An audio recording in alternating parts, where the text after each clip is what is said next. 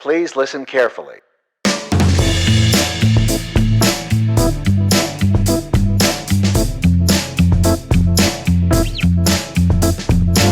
Today we're talking about scaling, modifying, all that good stuff. Because it doesn't matter if you've done functional fitness or CrossFit for 5 years or it's your first day, you're going to modify something. Yeah.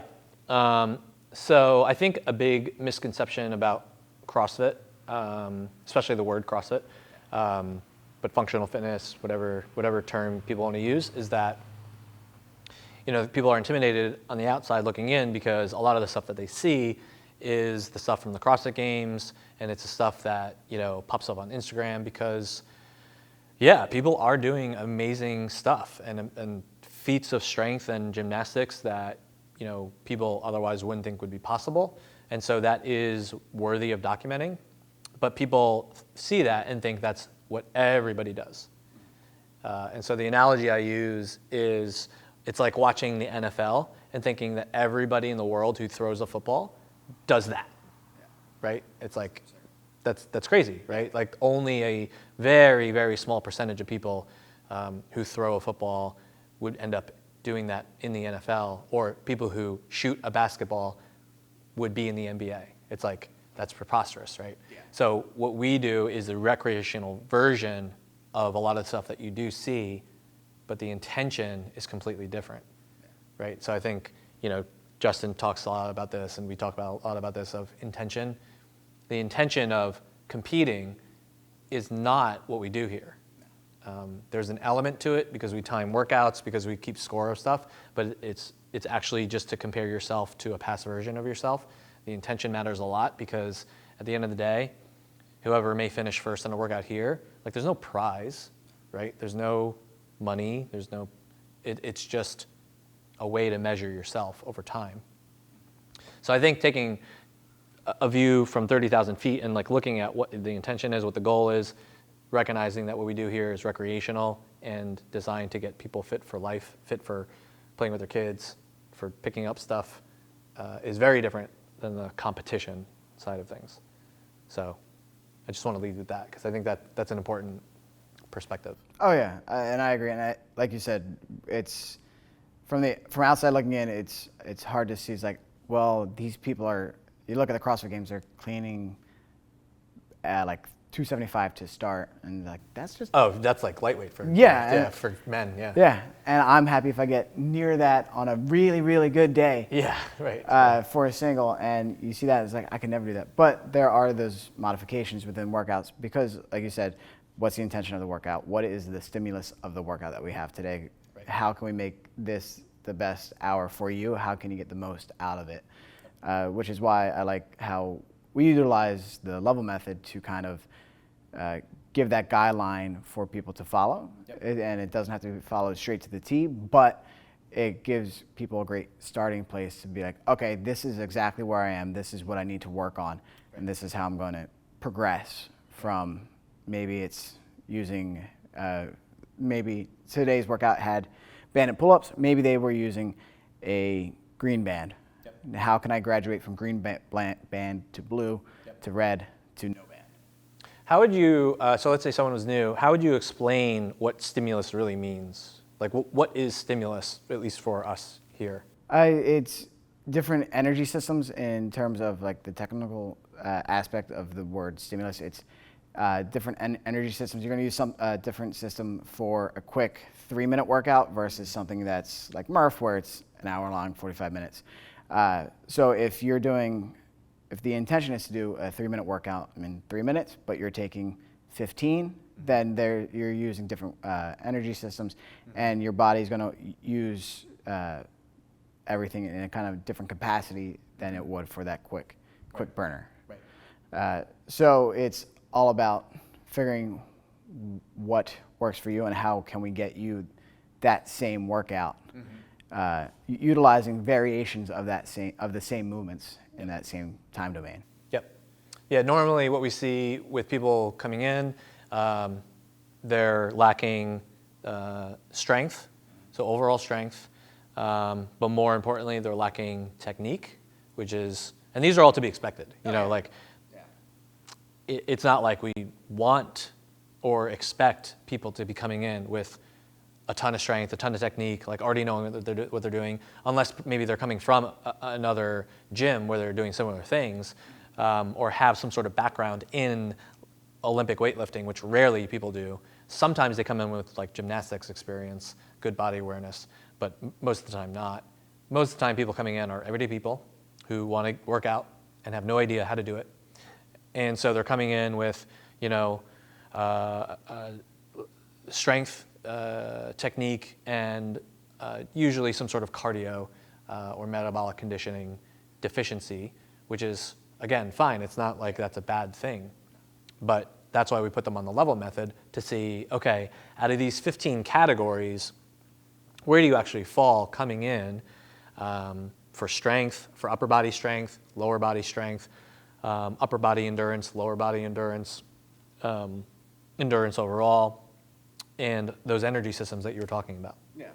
So how do you handle, or what have you seen when, like, it's more common for somebody to come in here with a lot of strength than Compared to the others. Either strength or conditioning, but the techniques for some of the complex gymnastics movements, the barbell Olympic movements. Yep. But like I've seen people who can clean 185, but it's a reverse curl for them. Mm-hmm. They can lift a weight up, yeah, but it's not with the technique that we would like to see, yeah, which limits their actual upper limit. Yep. If they're always using bad technique. Yep. How do you go about approaching that? Yeah, so I think mindset matters a lot, and with mindset, expectations matter a lot, right? So when we talk to people, a lot of times we'll say the priorities when you come in are mechanics, which is how you do something. Then it's consistency. So can you come in and show us how to do something without us actually walking you through every single step? So mechanics, consistency, and then the intensity piece is really either doing it faster or doing a heavier weight. So MCI, for people old enough, that's the old phone company, but mechanics, consistency, intensity. And I equate it to learning a language, right? No, you're not going to expect someone to start learning a language and be fluent in it, right? That's just ridiculous. And so at the same time, someone needs to know the vocabulary words, they need to know the syntax, they need to know verb versions of each verb, and like that's the mechanics. Like the mechanics is like the foundational stuff, which is why we walk people through base camp to just teach them foundational stuff. And even then in class, focusing on the technique matters a lot. So working only with a 15-pound bar or even PVC pipe, or for a lot of Olympic lifting, it's a lot of hip hinging. So sometimes they won't even use a bar. Sometimes it's just kettlebell swings because that takes away the technique needed, because let's say the stimulus is just lots of hip hinge work. Maybe it's kettlebell swings.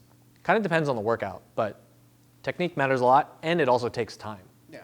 So the expectation that people are going to come in and be like crushing workouts, doing what they see on Instagram or TV within a month is unrealistic, unless you're already coming in with the base.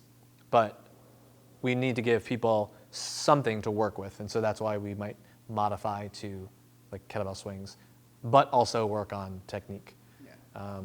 Once they have that technique and the consistency for it, over time, very slowly, we'll layer in intensity, which is adding weight and or speed. Because if I try to, I might know how to speak very basic Spanish, right? But if I try to speak as quickly as possible, it's all just going to go to crap, right? Gibberish. And so it's the same exact thing.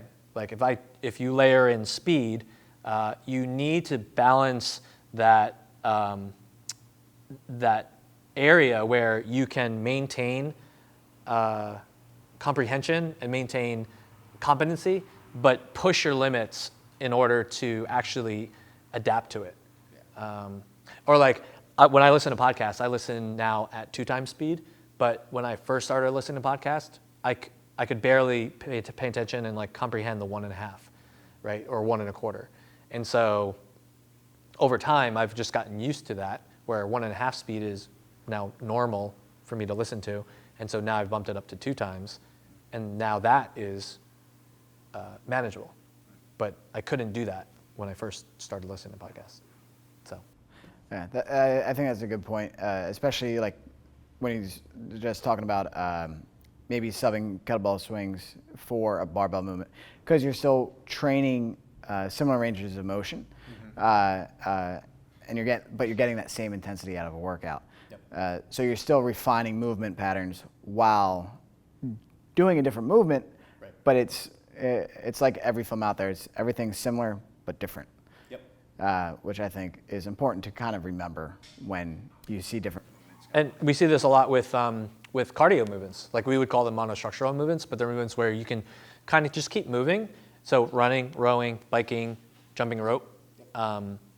If there is a running workout, we have a number of people with they come in with bad knees or bad hips or whatever. So maybe they're not running, but because the stimulus that we want is this cardio monostructural stimulus, we put them on a rower, right? We put them on a bike. We put them on the ski erg, something like that. Similar but different. Similar but different. Yeah. Yep. I mean, and just because you're new doesn't mean you have to modify. You can modify on how you're feeling. If you're injured, maybe you didn't sleep well enough the night before. I know when I first got the dog and I wasn't sleeping much at night because I slept like a rock before, and then once we got him, I was up every 2 hours, regardless whether he was awake or not. I had to modify the intensity of the workouts because I just wasn't sleeping. Yeah, you didn't have it. Yeah, and if I went full throttle, then that puts me at a high risk for getting hurt. Yep. So it's once you're experienced, it comes to understanding how you're feeling and not being afraid to say, you know what, I do need to modify this because, I might be able to do this workout, but can I come back tomorrow and also work out, or can I come back in 2 days and continue to work out? Yep. What advice do you give to some people who may be stubborn about modifying because they feel like they don't need to? Yeah, luckily we don't have many or really any people here that are that stubborn, but I've definitely had some folks in the past at some other places where, they want to do what the big boys and the big girls are doing and try to keep up with the Joneses, and so they use either a weight, usually it's a weight, usually has to do with weight, that's inappropriate for the stimulus of the workout. It kind of depends. So if it's a matter of them, you think they're going to get hurt, then you, as a coach, you're in charge. You have to be the one to lay down the law and just say, look, this is not a good idea. We need to change this out. Now, many times that's not actually the case of terms of getting hurt. It's more about preserving the stimulus. And almost always in the middle of the workout, even 2 minutes in, they suddenly realize that they chose the wrong weight. And so just setting them up for a backup plan of saying, hey, look, instead of having 45-pound plates on either end, let's put 25s and then 2 10s on either side. That way we can strip the bar in the middle of the workout if we need to with lighter weight. That's usually a good compromise. It's all right, hey, look, even though I know what's going to happen, I'll let you start this way, but you need to hit this threshold, or you need to meet this standard. You need to do, your first round in the first 2 minutes, right? And if you don't do that, we need to take weight off, right? So if it's a workout for time, where it's 5 rounds for time, some sort of expectation of hey, first 2 rounds should take about this amount of time, and then if you're not, then we need to change something. That's a pretty good way to have a conversation. If it's an AMRAP, then you do have some latitude. It's there's some people who actually do need to be pushed to do a heavier weight because maybe they don't actually think they can do it. And so to build their confidence, you may say, look, we're going to start here. It's an AMRAP, which is nice because it's as many rounds as you can do. So maybe instead of the 8 rounds that many other people have gotten, you might get 6. But the benefit of going heavier is to get used to this heavier weight, and the trade-off is that you get less rounds, that actually might be a reason to not stay with the stimulus. Because actually for you, athlete, your stimulus, I want to get stronger, right? So you can actually go the opposite way too. Yeah. But yeah, usually the conversation is setting expectations, and it's having a backup plan, and then having some sort of like minimum or some sort of threshold that they need to meet in order to continue. Because if you're thinking to yourself that, you know, it's really not going to go well, or the weight is just way too heavy to slow them down, that's the kind of conversation that I have with them. I completely agree with the AMRAP too. Like, I think that is a great opportunity to kind of push somebody to try. Maybe, like, big thing that I've seen over the course of my coaching career has been double unders, always tripping people up. And maybe in a 5 rounds for time workout, you don't have that opportunity to practice double unders because it's just going to take too long. AMRAP, cut the number, go for that number. Yep. You have that opportunity because you have a time restriction already imposed. Yep. That's the time to do it. Same thing with maybe pull-ups. Maybe you need to shave the number down, yep. But you still have to build that skill, and that's a great opportunity to build that skill and refine the movements. Yep. Yeah, and I like how we generally say modifying rather than scaling, because I think it's very much a culture thing. I think it's very much a mindset thing. And in general, if you're saying scaling, what you're basically trying to say is, here's this thing, and in other gyms, they might use RX and scaled, and it almost seems like it's less than. And so I think that's where a lot of the hesitation comes in terms of like scaling, because people think they're doing less than. But really the point is to do what's appropriate for you, you know? Because again, it goes the other way too. Because we use the level method and we have 6 different versions of the workout, the brown version of the workout is actually above and beyond what would have been an old RX version, right? So sometimes people have to actually scale or modify up, right? Or harder than, more weight, right? Harder movement. And so, scaling, modifying can actually go both ways.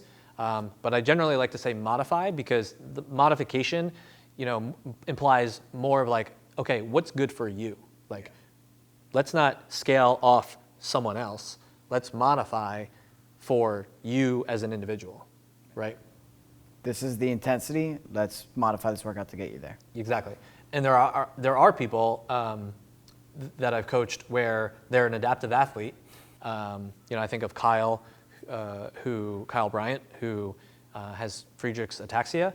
He's in a wheelchair, and when he joined the gym, we had to modify plenty of things, but we still preserved the stimulus for pretty much every workout. So like for him, we would for box jumps, he had pretty good upper body strength, and he could balance a little bit on his feet by holding on to the rack. And so for box jumps, we would set up like a plate or two, and he would hold on to the uprights and kind of hop up on the plates, right? So like that's a way that we modified, and he was jumping for the most part. For pull-ups is a huge one for many people. So everyone thinks of pull-ups as pulling your chin over the bar, with no assistance. But we start people with ring rows. A lot of people are familiar with TRX bands, but the stimulus is upper body strength, right? So let's gain upper body strength by just keeping our feet on the ground, leaning back, and pulling, and then we'll progress from there. Yeah, I mean, that's how I got my first pull-ups. I did incline rows for 3 years. Mm-hmm. Then I did assisted pull-ups for another year or 2. And then one day somebody asked if I could do pull-ups. I was like, I don't know. Let me try. And I did pull-ups. But it's progressing you towards that end goal, if that's your end goal. Right. But at the same time, you're still, again, it goes back to that intended stimulus of the workout. At that time, you're getting that upper body pull in a workout if you're doing ring rows. Maybe it's upper body push instead of doing fewer reps of what we idealize as a push-up from the ground and doing some type of box push-up or a push-up to a bench. Still, upper body push, same muscle groups, same intensity, just similar. Yeah, and that's the same exact thing as like having different weights on the bar to strip off. Yeah. Because what you're doing is you're starting a push-up from the ground. If someone has a few of them, basically it's like the equivalent of doing the heavier weight. But when and this is why you would modify, right? Because form is breaking down, which is related to safety, but it's also related to maintaining the intensity of whatever the workout is. The intensity doesn't have to be like go, go, go. Maybe the intensity is supposed to be just keep moving. But if something is preventing them from keeping on moving, that's why you want to modify. So push-ups on the ground, then elevate to a bench, feet, hands on a bench, then higher box. It's the same thing as like taking weight off the bar. So yeah, encouraging people to be okay with starting with something harder at first, if that's appropriate for them, and then changing it up in the middle of the workout and making that an okay thing, like culture-wise. And when you look around and you're seeing everyone who is also doing push-ups from a box or also taking weight off the bar because that's just a normal thing, I think that matters a lot, versus going to a place where that never happens or rarely happens and people are stubborn and want to do like the hardest version of something, but it means they're taking twice as long as what they should be. It doesn't make any sense. Do you think that there's a thing as too much scaling? Like maybe somebody's goal is to get stronger, but they modify weights a little too low, and in a time domain workout of 10 to 12 minutes, they end up finishing it in 4 or 5. Yeah, or like in an AMRAP where most people are getting like 10 rounds and they get like 20. Yeah. Yeah, that kind of thing. What's your approach to that? So I don't think there's anything wrong with that. There are definitely some people who just want to come in and move, or maybe because of a past injury or something, they don't want to either go heavy or do more complicated movements, and so they just want to keep it simple. They want to move, and they want to move a lot, and they just want to sweat. I don't think there's anything wrong with that.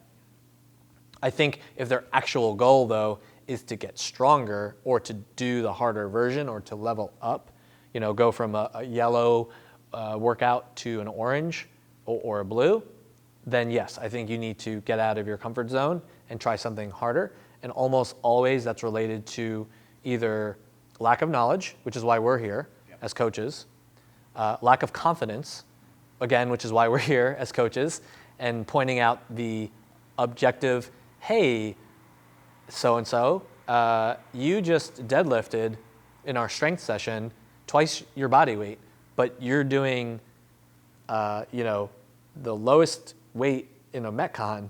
What's going on here? I think we can bump up. So using objective data, and then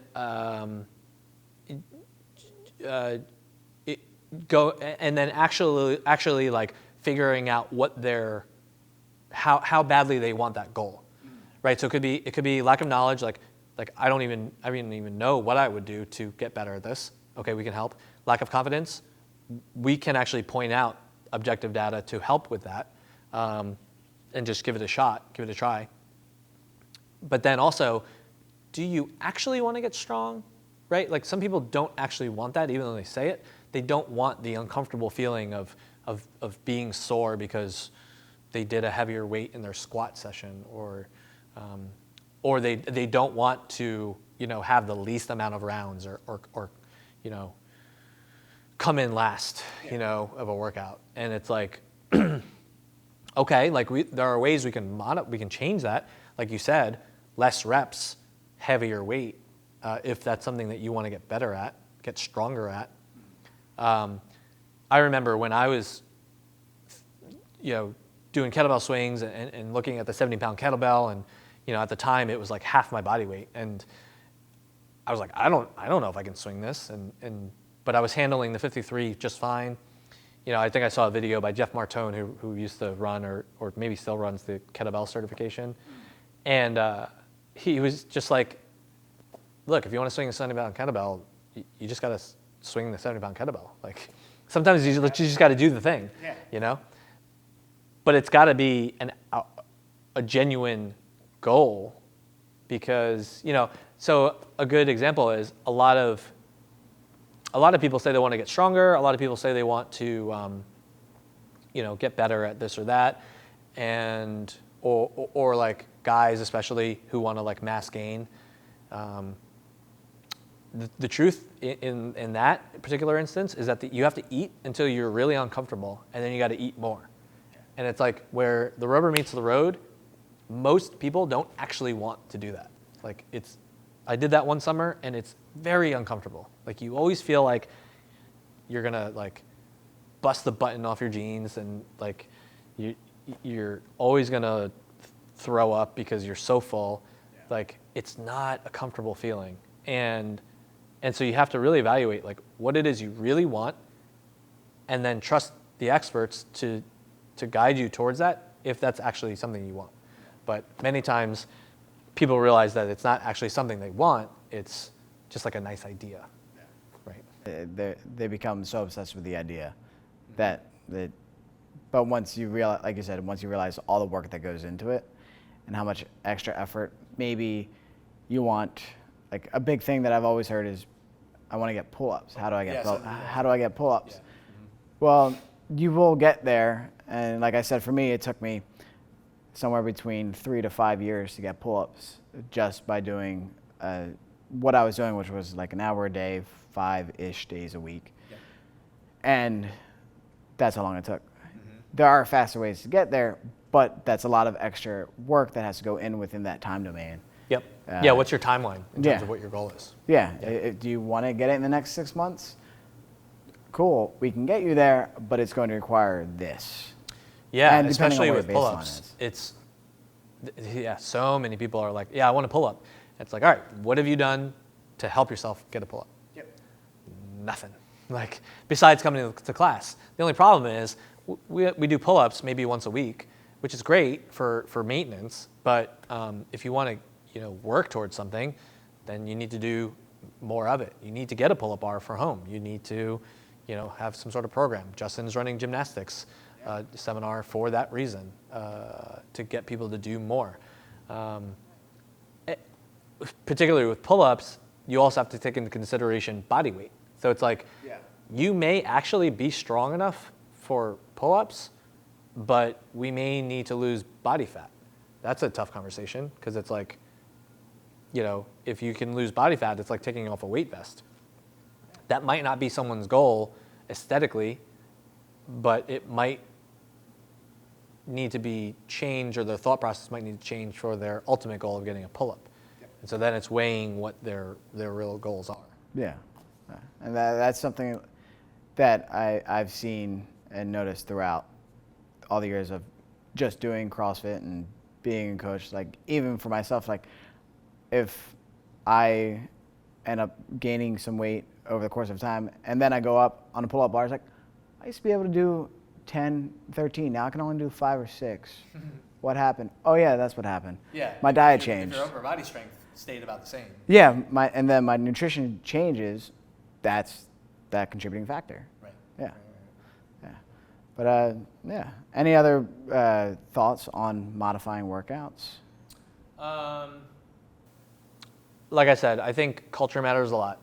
I think you need to have the right coach and the right atmosphere to be comfortable, to be felt like you're in good hands, to feel like it's a normal thing to modify and not look down upon, and actually celebrated in the sense of like, you're doing what's appropriate for you, right? Like if you're truly in a place where everyone is modifying correctly for them, then actually everybody should be finishing around the same time and getting around the same amount of rounds if they're hitting that intended stimulus, right? So if you're doing Fran, which is a famous, probably the most famous CrossFit workout, 21:59 thrusters and pull-ups, and it's 95 pounds for guys, 65 for ladies.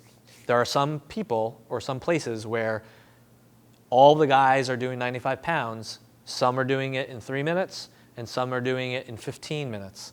And it's like, That should not be the case, right? Especially with the level method, it's already built in. Some people are not even doing thrusters. They might not be doing pull-ups. They might be doing goblet squats and burpees, or bodybuilders, which are basically the burpee without the push-up, because the stimulus of Fran is actually like hard, fast burn, 3 to 5 minutes, super, super intense, right? The actual movements, if it's slowing you down too much because you're using too much weight, or the pull-ups, you do one at a time, that's not the point of the workout. No. Yeah. I completely agree. And I think, like you said, changing my vocabulary from scaling to modifying really helped change my view on what it actually means. Mm-hmm. Because I'm not here to go to the CrossFit Games. I'm here to be able to carry 17 garden beds out of my garage. And that would be nice. Yeah. It would be efficient. Yeah, it would be very efficient. But I want to function well every day and get the most out of my hour here. And I'm not going to do that by trying to clean an absurd amount of weight for me, which might be a lighter weight for you, or vice versa. Right. I need to get what's best for me. Yeah. And our coaches are there to help us. Yeah, we're a classroom for fitness and wellness overall, I think, because we do talk about nutrition and stuff too. And coming from an education background, it's differentiated instruction. Yeah. So, for our educators who are in class, we kind of joke around about that, but it's true. It's differentiated instruction. You're basically taking each member in here as a student of movement, and we are the teachers of movement, and you're just differentiating how each one approaches the workout in order to best serve them based on their intentions, based on their capabilities at the time, and the point and the stimulus of the workout, right? And because every day changes in here, and because every day people are actually different, because they're growing, they're getting stronger, they're getting more flexible, their metabolic conditioning is getting better, or they're not. Like sometimes you go in lulls, right? Because not everything is a linear progression. That makes every day really different. Right. Even if the workout does come up every so often, the point of the workout might be different. So that's all we got. Yeah. At least for now. Yeah. Don't be afraid to modify. Yeah. The best thing you can do is modify, especially as a beginner. Yeah. Like play the rookie card. Yeah. Be okay with it, because if you ultimately want to progress, just like learning a language or learning how to play an instrument or really learning anything, it's better to learn the foundations and the basics really well, and the technique, especially technique in here, because as we see with Olympic lifting, technique matters it matters a lot compared to brute strength, right? There are plenty of people, smaller people, who appear less strong, who can lift more weight because of their technique compared to someone else. Yeah, and I joke about that a lot whenever we go for like a heavy clean or heavy snatch. It's like, I don't consider myself to be the strongest, but I can lift a lot of weight because I've spent a lot of time really focusing on technique. Yep. And I mean, it pays off long term. Yep. Yeah. Versus that instant gratification of maybe you can muscle a heavy barbell, but maybe it's only once, right, and you get lucky. Right. But that technique is going to be consistent and help build that strength to get you there consistently and help you improve. Yep. Yeah. So don't be afraid to modify, everybody.